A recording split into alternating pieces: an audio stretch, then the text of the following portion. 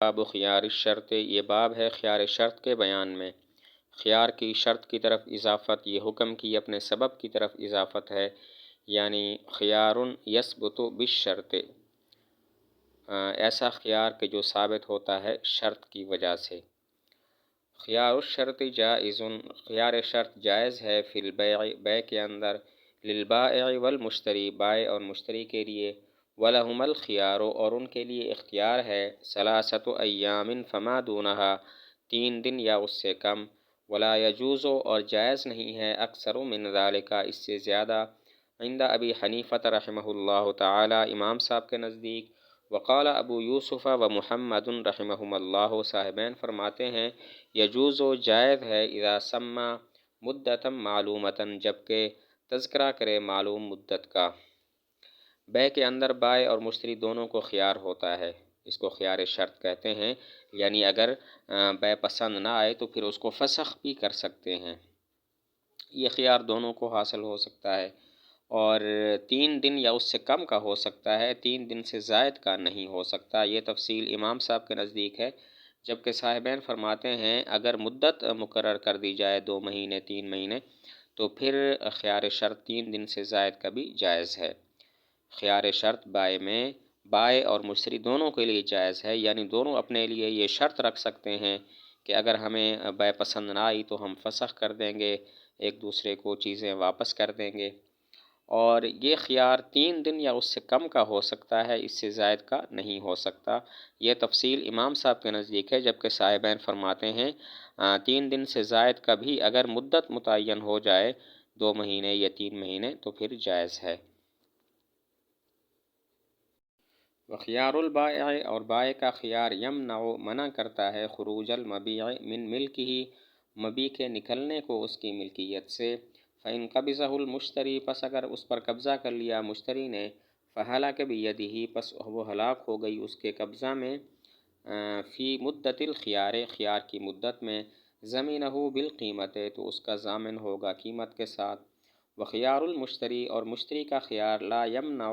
نہیں منع کرتا، خروج المبیع من ملک البائع، بائع کی ملکیت سے مبیع کے نکلنے کو، الا ان المشتری، مگر یہ کہ مشتری، لا یملکہ، اس کا مالک نہیں ہوگا، عند ابی حنیفہ رحمہ اللہ تعالی،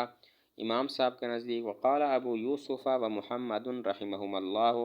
صاحبین فرماتے ہیں یملکہ، وہ اس کا مالک ہو جائے گا،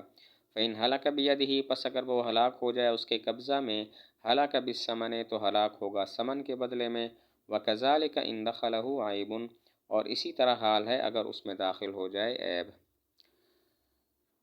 خیار شرط بائع کا ہوگا یا مشتری کا ہوگا؟ اگر خیار شرط بائع کا ہو تو اس کی وجہ سے بائع کی ملکیت سے مبیع نہیں نکلے گی، بائع بدستور اس کا مالک رہے گا۔ اس کے بعد اگر مشتری اس پر قبضہ کر لیتا ہے اور مشتری کے پاس وہ چیز مدت خیار میں، یعنی 3 دنوں کے اندر اندر ہلاک ہو جاتی ہے،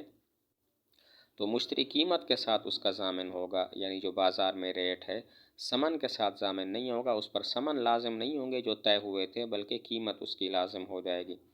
اور اگر خیار مشتری کا ہے تو اس کی وجہ سے مبیع بائع کی ملکیت سے تو نکل جاتی ہے، لیکن مشتری مالک ہوتا ہے یا نہیں ہوتا؟ امام صاحب فرماتے ہیں مشتری مالک نہیں ہوتا، صاحبین فرماتے ہیں مشتری مالک ہو جاتا ہے۔ اگر خیار مشتری کا ہو اور اس کے قبضہ میں، مشتری کے قبضہ میں وہ ہلاک ہو جائے تو ہلاک بالثمن، مشتری پر اس کے ثمن لازم ہو جائیں گے، یعنی جو پیسے طے ہوئے تھے وہ لازم ہو جائے گی۔ اسی طرح اگر اس کے اندر کوئی عیب داخل ہو گیا، مبیع کے اندر کوئی نیا عیب پیدا ہو گیا مشتری کے قبضہ میں، تب بھی اس پر ثمن لازم ہو جائیں گے۔ تو مسئلہ یہ ہے کہ خیار بائع کا ہوگا یا مشتری کا؟ اگر خیار شرط بائع کا ہے تو اس کے بعد اگر مشتری اس پر اگر خیار بائع کا ہو تو مبیع اس کی ملکیت سے نہیں نکلے گی، بائع بدستور مالک رہے گا۔ مشتری اگر قبضہ کر لے اور مدت خیار میں، یعنی 3 دنوں کے اندر مبیع ہلاک ہو جائے تو پھر وہ قیمت کا ضامن ہوگا، جو بازار میں ریٹ ہے، وہ ثمن کا ضامن نہیں ہوگا جو آپس میں انہوں نے طے کیا تھا کہ اتنے پیسوں کے بدلے میں یہ چیز ہوگی۔ اور اگر خیار مشتری نے اپنے پاس رکھا تو مبیع بائع کی ملکیت سے تو نکل جائے گی۔ مشتری مالک ہوگا یا نہیں ہوگا؟ امام صاحب فرماتے ہیں مشتری مالک نہیں ہوگا، صاحبین فرماتے ہیں مشتری مالک ہو جائے گا۔ اگر خیار مشتری کا ہے اور اس کے قبضہ میں وہ چیز ہلاک ہو گئی تو پھر مشتری ثمن کا ضامن ہوگا۔ اسی طرح اگر مشتری کے قبضہ میں کوئی نیا عیب پیدا ہو گیا اس مبیع کے اندر، تب بھی مشتری ثمن کا ضامن ہوگا۔ ومن شرطہ، اور وہ شخص کے جس کے لیے شرط لگائی گئی، الخیار و خیار کی، فلہو پس اس کے لیے جائز ہے، ان یفسخ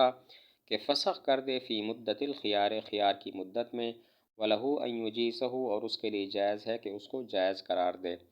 فإن اجازہ پس اگر اس کو جائز قرار دے، بغیر حضرت صاحبہ اپنے ساتھی کی عدم موجودگی میں، جازہ تو جائز ہے۔ وإن فسخ اور اگر فسخ کر دیا، لم یجز تو جائز نہیں ہے، الا ان یکون الآخر حاضرا مگر یہ کہ دوسرا حاضر ہو۔ وإذا مات من له الخیار اور جب فوت ہو جائے وہ کہ جس کے لیے خیار ہے، بطل خیارہ تو اس کا خیار باطل ہو جائے گا، ولم ينتقل الی ورثته اور منتقل نہیں ہوگا اس کے ورثاء کو۔